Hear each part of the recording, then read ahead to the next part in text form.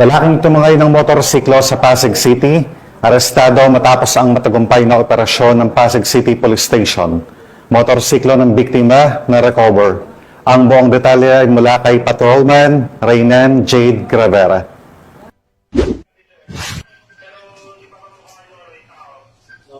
Ito lamang October 18, 2025, dakong alas 3 ng hapon, naaresto ang isang lalaki na sangkot sa kasong carnapping sa Pasig City. Ayon sa inisyal na investigasyon, namalayan ng biktima na nawawala ang kanyang motorsiklo na nakapark lamang sa harapan ng isang fast food sa may 5th Street, Barangay Santa Lucia, Pasig City. Agad nitong nireport sa himpilan ng Pasig City ang pangyayari na agad namang nirespondihan ng mga tauhan ng Substation 7, Rosario. Nagsagawa ng backtracking ng mga CCTV footage malapit sa pinangyarihan kung saan natangay ang motorsiklo ng biktima. Nang makuha ng kapulisan ng pagkakakilanlan ng sospek, agad silang nagsagawa ng follow-up operation kasama ang mga tauhan ng OnCar Pasig.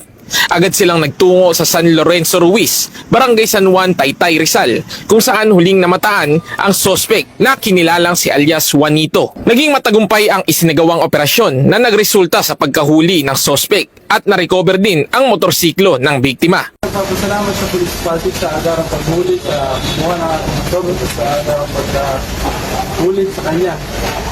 Maraming salamat po. Puso po ang salamat sa Police Pasig. Maraming salamat po. Mabuhay ang Police Pasig.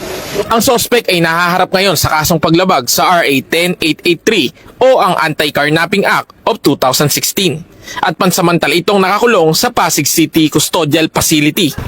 Mula dito sa Eastern Police District, ako po ang inyong PNN correspondent, Patrolman Reynan Jade Gravera, alagad ng batas, tagataguyod ng Balitang Pulis.